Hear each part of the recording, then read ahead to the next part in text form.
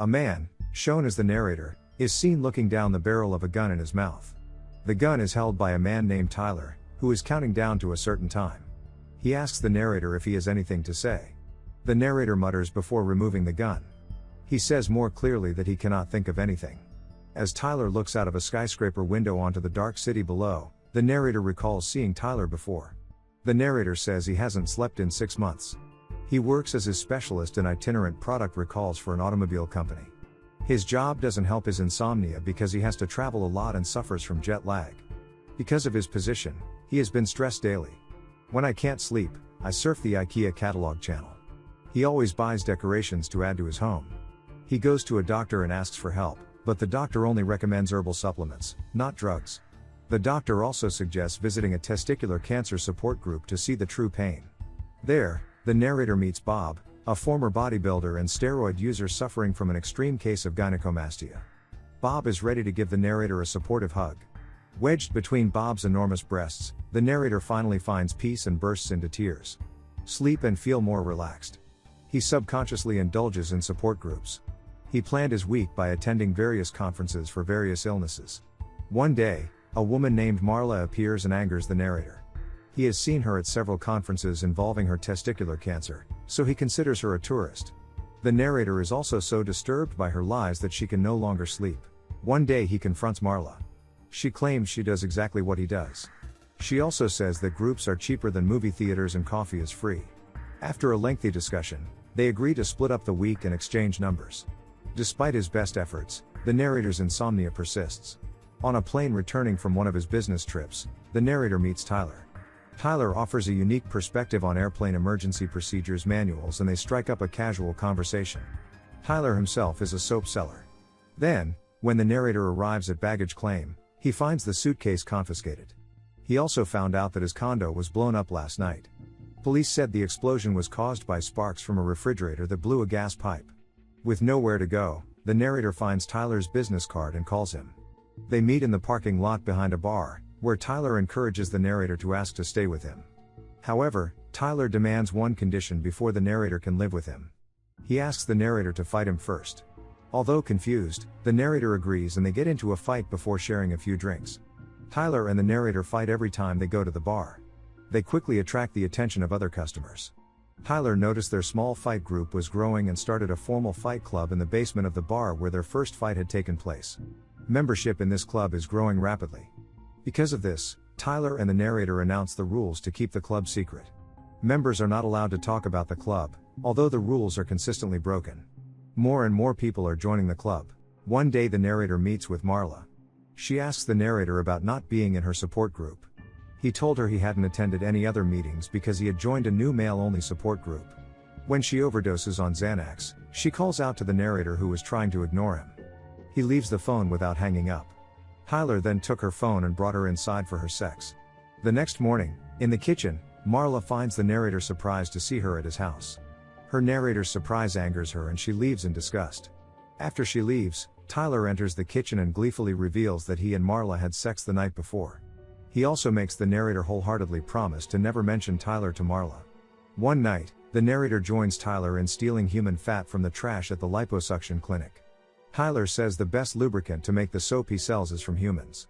Back in the kitchen, Tyler teaches the narrator how to make beef tallow from fat. After explaining a bit about the history of soap making, Tyler gives the back of the narrator's hand a wet kiss.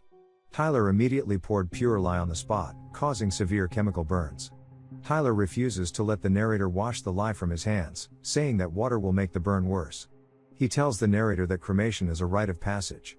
Tyler also forces the narrator to be loyal to him, neutralizing his burns with vinegar.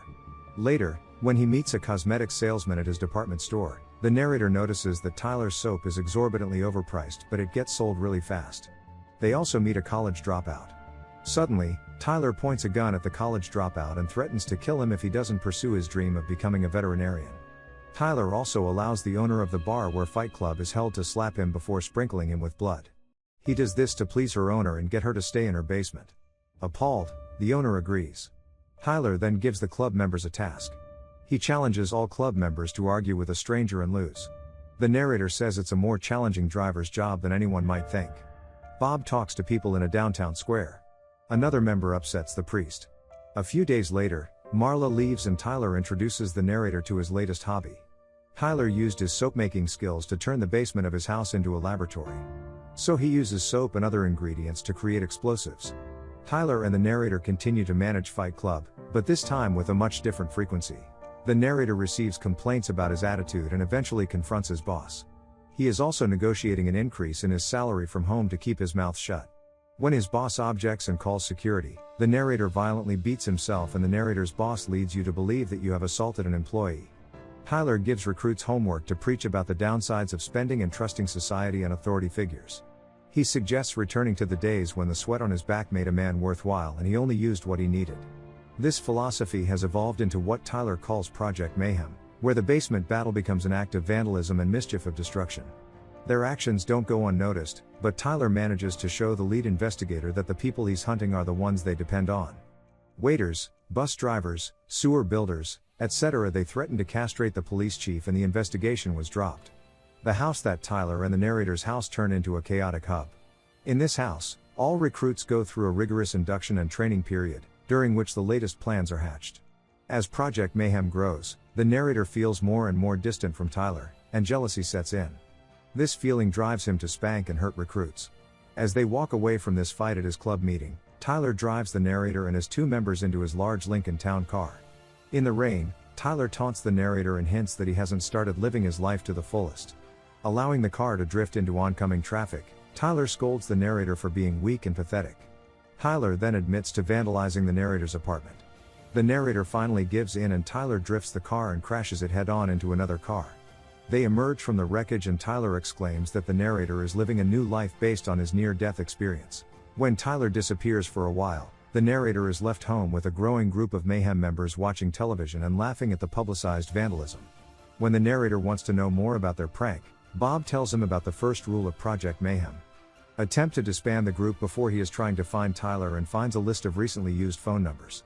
The narrator follows a list across the country where Fight Club has popped up everywhere. At one bar, a bartender calls the narrator sir and prompts the narrator to ask if he knows him. The bartender tells the narrator that he is Tyler Durden. In shock, the narrator returns to his hotel room and calls Marla, and asks if he ever had sex. She is annoyed, but Marla confirms their relationship and she states that she knows him as Tyler Durden. When Marla hangs up the phone, Tyler suddenly appears in the room and confronts the narrator. He tells him that he broke his promise not to talk to Marla about Tyler. A few minutes of conversation confirms that they are one person. The narrator has insomnia and whenever he is insane, Tyler's personality takes over. When he wakes up, he has another phone list next to him, with calls coming in from all over the country. When the narrator returns home, the house is empty, with nothing but a bulletin board. You'll see folders detailing specific buildings in the financial district. He finds out that everyone is infiltrating the members of Project Mayhem and Tyler plans to destroy them. He plans to erase credit card company records and wipe out the slate. A panicked narrator seizes all the information and reports it to the local police. But after telling the inspector everything he knew, 2 officers were left behind. The narrator discovers that the officer is a member of Mayhem and tells him that he was instructed by him to deal with anyone who interfered with Project Mayhem, even if it was him. The narrator manages to escape by stealing one of the officer's pistols and running to one of the buildings scheduled for demolition. He finds an unmarked van in a nitroglycerin-filled parking lot and attempts to defuse the bomb. Tyler appears and corners him, but the narrator successfully disarms the bomb. He and Tyler get into a violent fight that looks bizarre on security cameras because the narrator is only fighting himself. Tyler's personality wins and reboots the bomb. He is then taken to another building where he can safely watch the destruction. Returning to his opening scene, the narrator again mutters with the gun in his mouth, telling Tyler that he can think of nothing. Tell them not. The narrator asks Tyler to abandon the project, but Tyler is adamant. He claims to be saving mankind from consumption repression and unnecessary luxury. He also believes that the people working in the building are all Mayhem members and fully aware of the plans. Suddenly the narrator realizes that Tyler can do anything he does. He sees Tyler with the gun and realizes it's actually in his hand. He puts it to his chin and tells Tyler to listen to him. Then put the gun in your mouth and pull the trigger. The bullet erupts sideways from his jaw, and Tyler's personality is killed by a cut to the back of his head. As the narrator recovers, members of Project Mayhem arrive with the other club members and Marla in tow as they were instructed before. Seeing Tyler's wounds, the Mayhem members left Marla with him to get medical supplies. Tyler stands by Marla and tells her that all will be well as the first explosion sets fire to the building in front of them. He then tells her that she met him at a very strange point in his life. He then sees an explosive detonate and the building collapse. The lesson of this movie is that no matter how difficult or burdensome you are, you must be able to think logically.